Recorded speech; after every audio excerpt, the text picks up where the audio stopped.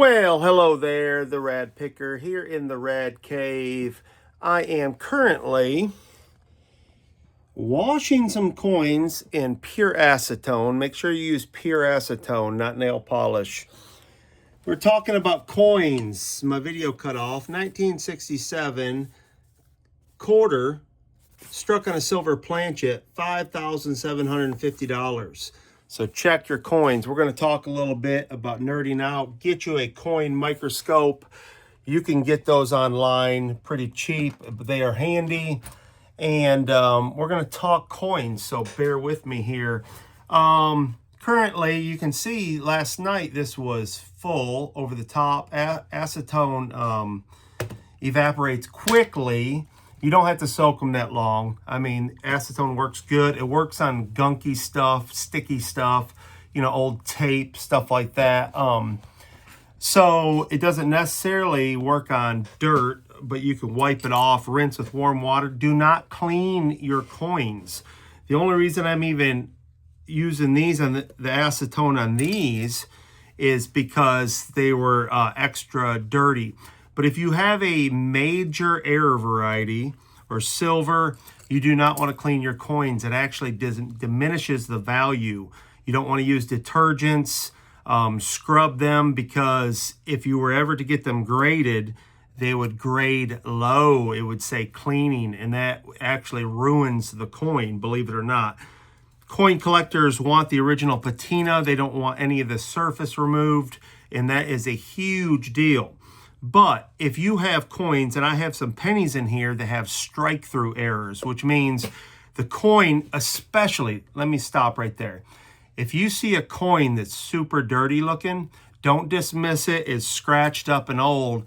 I had some pennies that looked really nasty, but the ones that are struck through, and strike through means, when the dies clash and stamp the coin, there may be letters or, the obverse is the front, the reverse is the back. If you get a coin where one of the sides is struck through and you can see what's supposed to be on the back through the front, or just random letters that shouldn't be there, that is a valuable coin. Coin collectors like those sort of things. Errors, strike-throughs, brockages. There's a lot of terms in the coin world, and I'm just now getting it like 80% knowledge. I've listed things with errors. I've copied other listings. But for example, this penny right here looks really horrible. You're like, oh, you just throw that away. You'd never pick that up. This has a ton of errors on it. You won't be able to see there because you need a coin microscope. But there's a lot of letters and numbers on this coin that should not be there. That coin might at least $10. More than likely, they could go up to 40, 80 bucks. If you got them graded in a holder, they'll go a lot higher. Something I'm considering in the near future is sending some coins off to get them authenticated. It's just like baseball cards. If they're in a slab and they've been authenticated, they're worth a lot more. Believe it or not, there's some error varieties like the 1955 double die. Double die looks like the letters are overlapping each other. That's one of the real extreme examples. I think the 1972 has one. There are several, even modern coins that I know I have. That's what we call BU, bank uncirculated. These are from the mint. They've never been touched by human hands. And I think those are 2023 Ds. There's a extreme double die in those. I think the rolls I got, almost every coin has a double die error, some worse than others. In a double die, the die is the two parts of the machine that stamp the coin. When one has an error when they made the actual die, it creates an error on the coin. Now, machine doubling is when there's an error in the stamping process. It's not the die that's bad, it's an error in the stamping process. Those aren't valuable. You may find an example that somebody might want because it's unique, but machine doubling is not double die. I had to learn that. When I originally got into this a couple years ago, I was listing coins with machine doubling. And one thing about the coin world, there are people quick to tell you how wrong you are and what an idiot you are. I even had somebody send me a clown emoji, and I'm like, bro, don't do that. You will not like me. But anyways, I am just rubbing this off, and this is actually a no-no, to be honest with you. Any abrasive, I know this is soft cloth, it's an old kitchen towel, but these are what we would call heavily damaged coins, scratches and stuff on them, so I really can't hurt them. I'm just cleaning off any sticky residue. Some of the pennies had oxidation on them, like big white chunks, so you couldn't see the air. So it's worth me using acetone to clean them up a little bit to bring out the air. If you're not getting them graded, that will not hurt them. But again, I caution you, do not wash coins unless you know what you're doing. When you send them off to get graded, they will actually clean them with proper techniques and do what they have to do. And if they don't feel the need to clean them, they won't. But again, man, coins in your pocket, actual change. I'm not talking about rare old coins and stuff like that. I'm talking about everyday coinage. And like I said, 1967 quarters, even 1983, 82 and 83 quarters that are heavily damaged, you want to save those, because if you get a bulk of them, some collectors will pay a premium for those because there weren't that many made. That's what makes coins rare. It's the rarity. It's, a lot of people say, I have this old 1909 penny. Well, it's worth $1 because it's not the age of the coin. It's how many were minted and any particular errors on them that make them rare and desirable for collectors. That's the key. Just because you have an old coin, I mean, my stepdad has some old Roman coins, and I'm just repeating what he told me, and he thought he found a mint. He found them, I think he was in Greece, and he found some old coins, but he said they're readily available. And that's what's really wild. That would blow my mind, because if I found an old coin from that era, I would think I hit the lottery. But, I forgot what he said, $15, $50. They're a dime a dozen because they're all over the place. There was a huge quantity of them. So it's all about the rarity and the numbers that were minted. And then one big thing you want to look for is what they call a mule coin. That would be like if you had a penny and it had the Lincoln head on one side and the back had a dime reverse on it. Highly sought after, highly valuable coins, and they're in every coin and denomination. There are a lot of years where, for instance, I think it was in 1982, we went from whatever it was, 90, 80% copper, I don't know the exact numbers, to zinc and copper. So a lot less copper in them. Save every penny pre-1982, and they're worth at least 2 cents a piece. So they're worth double their face value just because of the copper content. So there's certain years, for instance, the 1943 steel penny. If you ever find a 1943 penny that is copper and not steel, highly valuable. If you ever find a 1944 or 45 penny that is steel and not copper, highly valuable. You're talking maybe $1 million. So there's a lot of errors like that where there's coins stuck on the wrong planchet. Again, the planchet is the metal, it's the actual coin without the stamping. If this didn't have anything on it, it'd be called a planchet. Well, some coins, for some reason, maybe a foreign planchet got stuck in the hopper. The hopper is where they put the coins in and sorts them, getting ready to be stamped. If a foreign planchet got in there, or the planchet of a different coin and got stamped, that's a highly collectible error. There are coins you'll find that looks like there's an extra piece to it. That's what they would call struck off center. And the bigger the extra metal on it, the more valuable. You'll have coins that looks like there's a blob of metal on it. That's what they call a cud, C-U-D. And the bigger that blob of metal on there, the bigger the error and the more desirable for collectors. So there's so many different things that make a coin valuable, and that's what's so exciting about it. You just go through your change, and originally it seemed like every coin I picked up had an error, and I'm like, oh, I've got all this money. Well, you got to do your homework. There's if you get a double die error, again, that is where there's an error in the actual die, the machine making the stamp.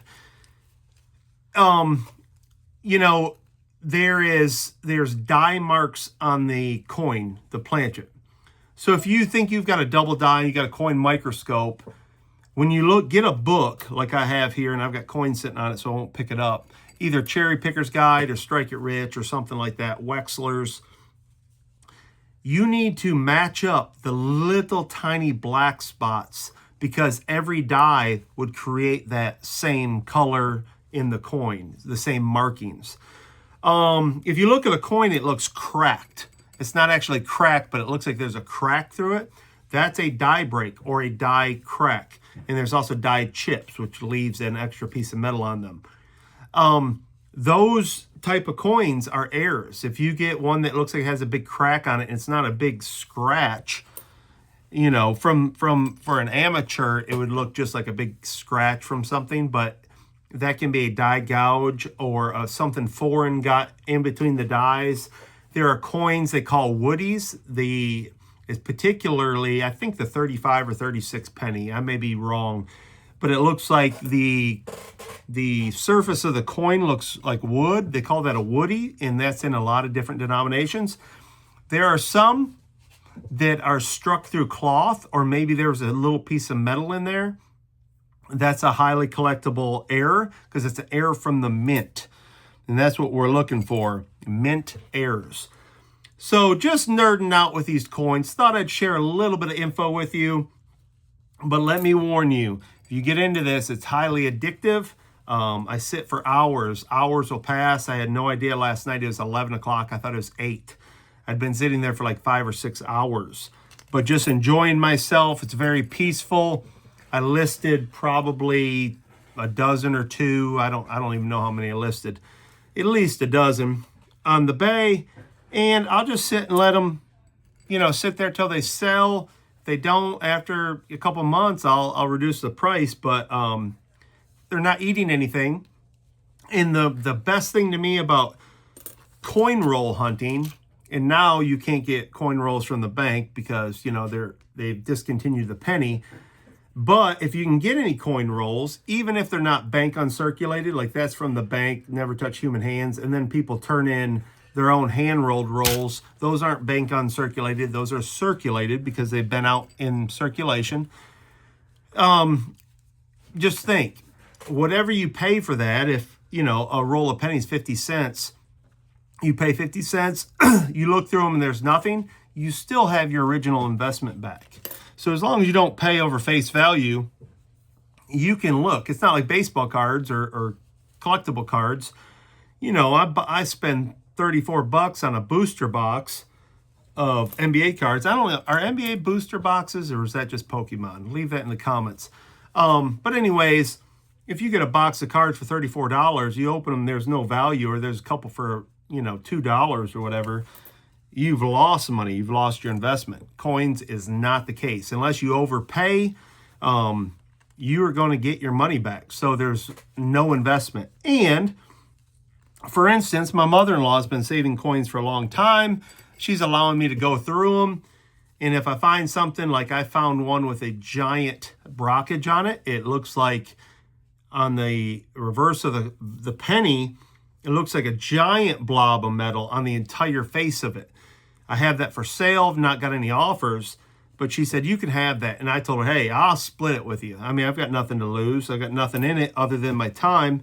So it's a really, really neat hobby that you can make a little profit off, a little side business, a little side hustle, and they're everywhere. Like I said in my short, I've noticed lately when I go to the self-checkouts, people are just leaving their coins in there. Like, you know, it might just be 7 cents, 15 cents. But for me, I'm like, more material, more, inventory. So it is really, really fun. For me, maybe this bores you, but I've looked at so many coins now. For instance, this dime, there's something funny about it. There's no shine to it. It looks matte. This could possibly be silver, and it's not supposed to be. This could possibly be struck on a wrong planchet, a foreign planchet. So always weigh your coins. Get you a little jewelry scale. That's how you can check your 82 coins. There is a significant error. If you find a 1983, it may be a D. There's different different years and different mintages. A D is a Denver mint. If it has no mint mark, or a P, that's Philadelphia, and an S means San Francisco. That's where they made the proof coins. But I think it's the 83D. And if you find one, because it's supposed to be zinc and it's made of copper, or vice versa, I can't remember now. I mean, $15,000, $10,000. If it was in great condition, it could be, you know, 6 figures.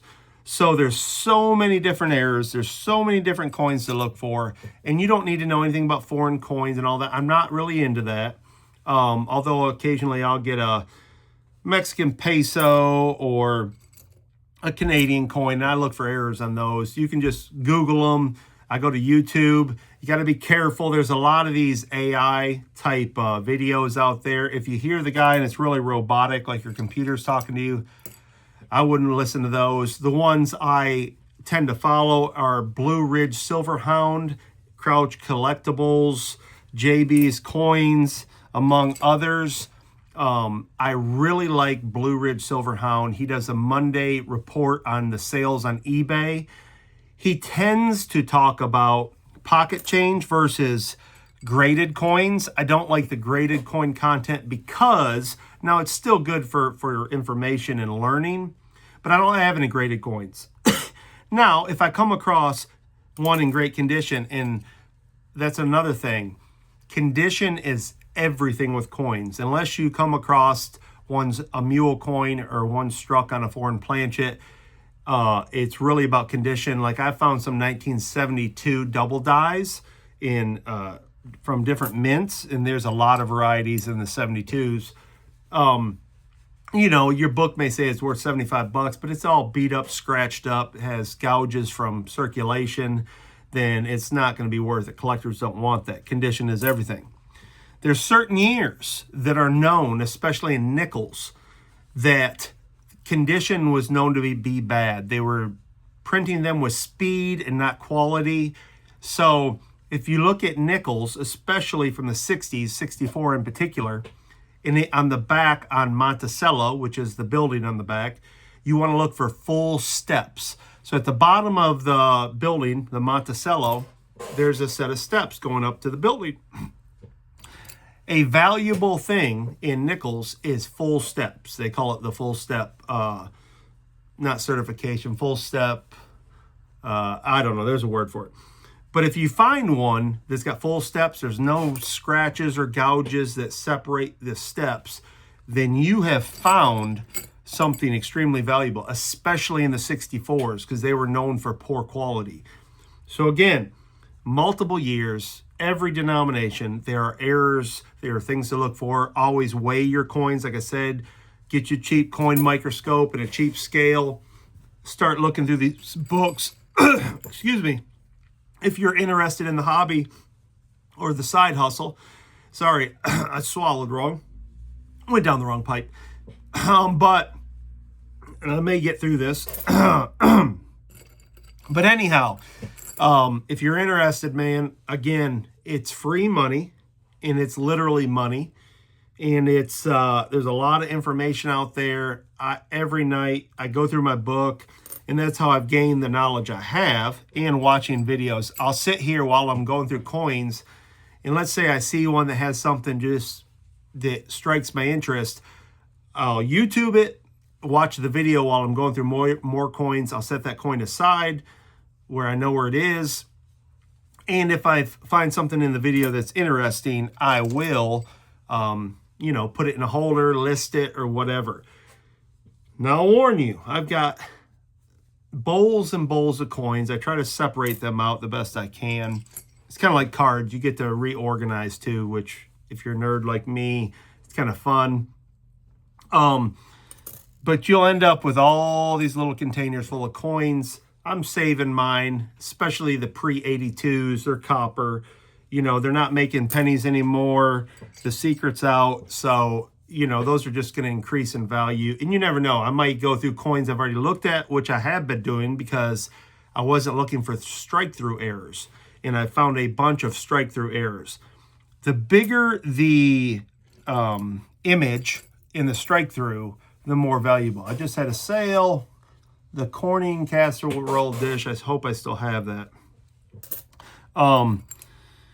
But the bigger the image that comes through the other side, the more valuable and unique and rare and desirable for collectibles. So that's it for this video. I hate to bore you who are not interested in coins, but for me, before I finish, my book that I have goes up to 2020, I think.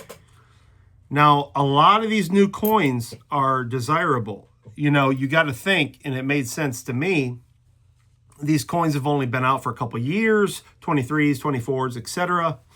So some of these air varieties are valuable now, and they won't be as the population increases, as more and more people start looking through them. It'll decrease because supply and demand. More and more people will list them. So a coin that will sell for 50 bucks today might only go for $2 or $3, $5, 5 or 10 years from now. So it's hard because, you know, I like to get money back. You can't, how many coins can you possibly have? So I try to take my coins to the Coinstar, get money, cash for them, the ones that I'm not going to keep or collect or list. But there's so many errors that now every coin I pick up, I look for a video on them. Most of the time there's a lot of resources out there. So look at your coins, weigh your coins, get you a book, a coin microscope, and a jewelry scale or coin scale. Weigh your coins, figure it out, and make you some extra coin. See what I did there? But anyhow, you'll see I've washed all those coins with pure acetone. I'm going to list probably all of these. All of these were gone through. I found something unique on them. But again, having that amount of coins, more than likely they're not all really valuable. You know, even if you find out one's worth $2, it may take forever to sell. But again, they're not eating anything, and they are worth at least their face value, so I'm not out any money. And you can raid your grandma, your mom, your dad, your kids, your aunt, your uncle's coin jars. Hey, can I have this change? More than likely, they'll say, take it. And then you can have fun at no expense other than your coin microscope, your scale, and a little bit of time, or a lot of time. So that's it for this video. Have a great day. And remember, stay positive, stay picking, stay rad, and make some coin.